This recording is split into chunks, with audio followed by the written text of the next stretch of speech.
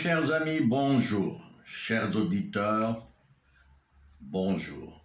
Nous suivons attentivement l'évolution de l'épidémie due au coronavirus, ici, au Maroc, mais aussi chez nos voisins du Nord, l'Espagne, la France, l'Italie, et d'une façon générale, on suit ce problème et ce qui se passe dans tout le monde. Mais qu'en est-il de nos voisins du Sud? L'Afrique subsaharienne commence à faire face à la pandémie. Le continent africain comptait samedi dernier près de 30 000 cas confirmés de coronavirus et a déjà coûté la vie à 1340 personnes. Un peu moins de 900 malades sont déclarés guéris. L'Afrique du Sud et l'Égypte restent les deux pays les plus touchés du continent. Et chacun a passé ce samedi dernier la barre de 4000 cas. Mais les Africains font déjà face à des conséquences économiques qui risquent de tourner à la catastrophe. Du fait de l'arrêt des activités en Europe et de la fermeture des frontières, l'Afrique subit de plein fouet les conséquences de la crise économique due à la pandémie qui frappe le monde, bien avant de subir celle des conséquences de la pandémie elle-même. La moitié des emplois en Afrique sont menacés par les retombées du coronavirus.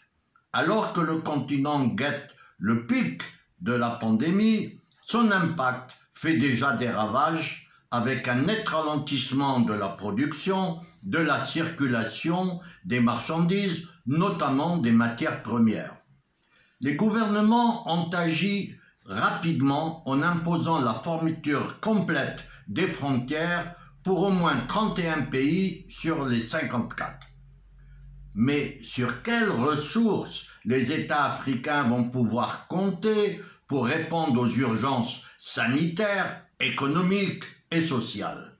Beaucoup d'entre eux dépendent des exportations de leurs matières premières.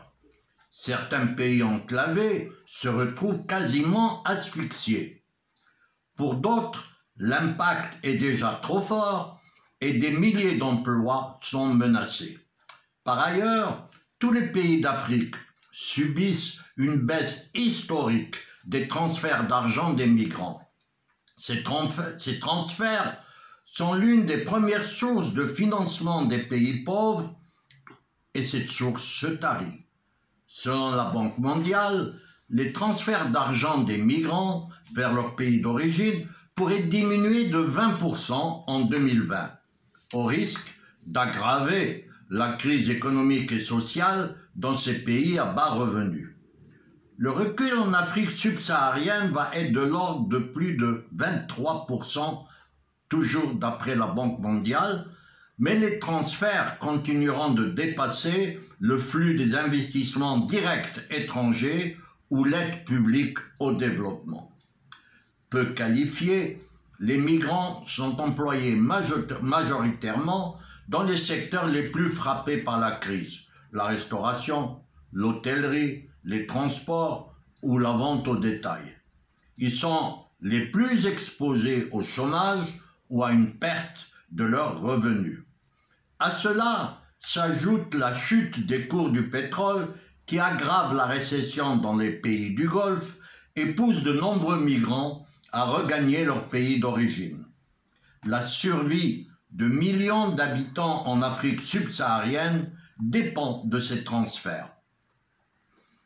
Je dois saluer l'initiative du Portugal et de l'Italie qui ont décidé de régulariser temporairement des centaines de milliers de migrants, leur ouvrant ainsi l'accès aux aides exceptionnelles décidées dans le cadre de la crise sanitaire.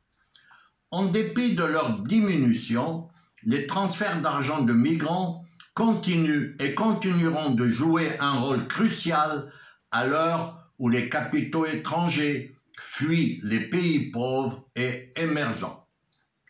À demain, si vous le voulez bien.